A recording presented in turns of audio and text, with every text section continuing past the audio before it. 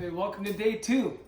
This week, talking with helping you stay in the mindset for success. And yes, yesterday's lesson, you are a champion. You are the greatest athlete out there because you're in the most important game out there, and that is the game of life. And it's going to come at you whether you like it or not. We're going to help you handle it because you're going to be able to perform at your best given any situation that may arise.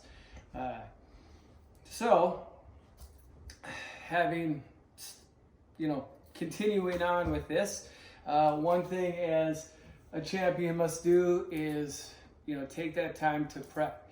And there's actually 7 steps in prepping.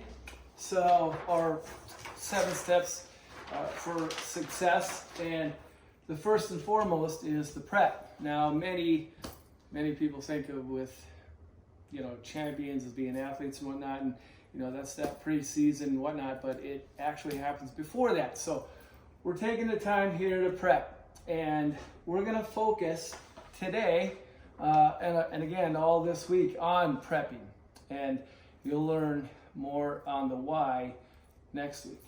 So hey, we have a saying, it's in the bag. So the first thing that we want you to really prep is, let's help you fill that bag. And we mean the bag is your gym bag. All right, so what goes in it? Well, and don't take this for granted because there's gonna be an extra tip at the end. So the first thing is, we kind of need to decide, as silly as this may sound, but again, we're setting you up for sustainable success. We want to decide kind of what bag is going to work. So, it might be the duffel bag with the strap or without, or it could be the backpack. For that matter, as you see here, nothing fancy. It could be a plastic bag. The point is we want to help you put the right stuff in that you are going to need. So, and not be overlooked. So, the first thing, I like this bag. It's our colors, but it has an extra little compartment it's supposed to be for shoes. Of course, I use it for the dirty clothes. So you can use it however you want. But let's fill the bag with what you need. So the first thing is you're going to need some socks. Now, when we're thinking of all our gear, you want to think of air, wicking the moisture away. Cotton will do just fine. But again, anything that's comfortable for you. That's first and foremost. So, pair of socks. You always need 2 pairs of socks. The old Lieutenant Dan and Forrest Gump. 2 pairs of socks when you're out there. The other thing is the shoes. Now, shoes. There's a number of different types. There's running. There's cross country. There's tennis.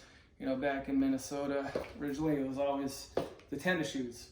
When I came out east, it was, I need to go buy a pair of tennis shoes.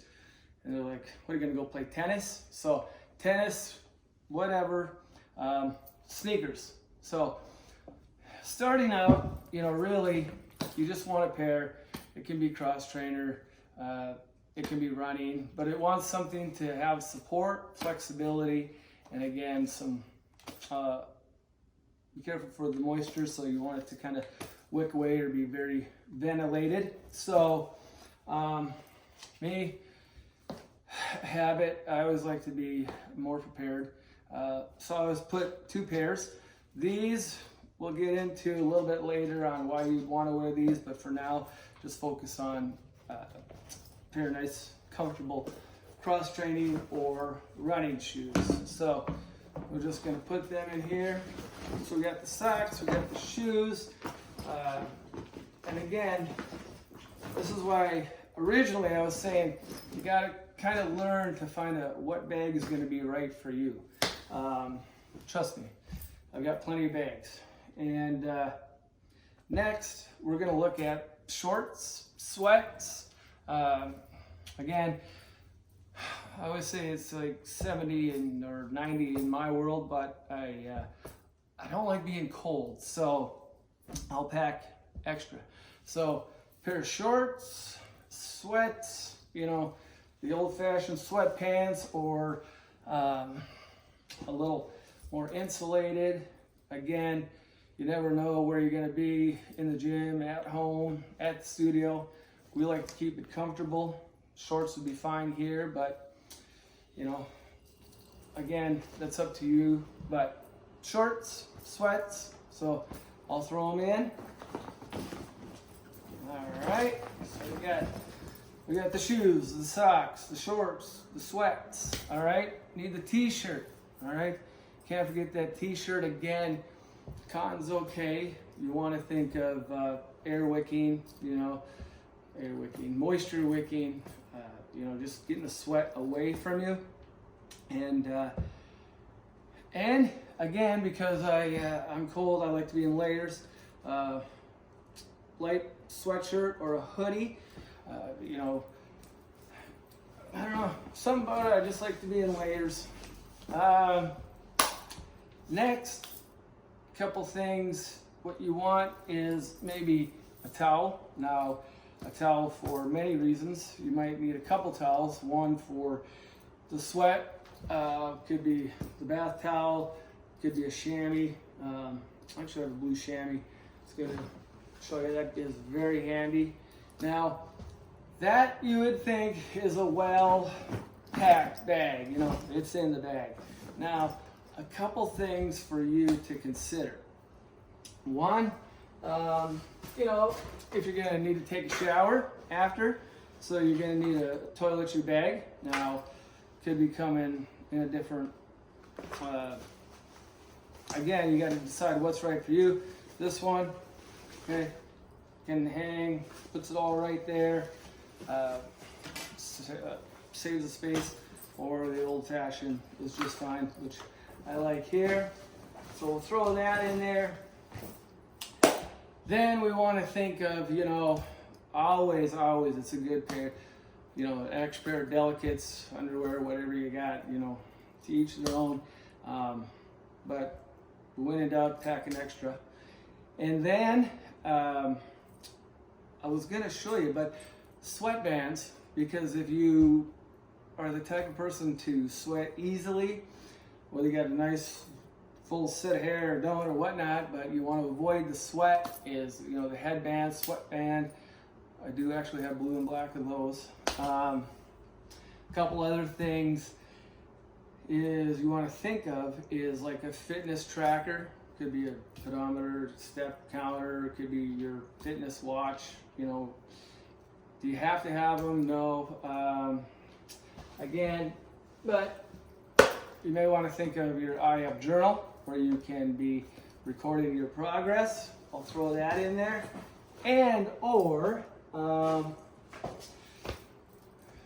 if you don't have the IF journal, you can always do our IF software, and that'll be with you wherever you are, in the studio, at home, on the go, wherever you need to be. We're by your side. So again, now one last tip. Now you have the bag packed, zipped up, ready to go. I would encourage each and every one of you to, once it's packed, put it by the door.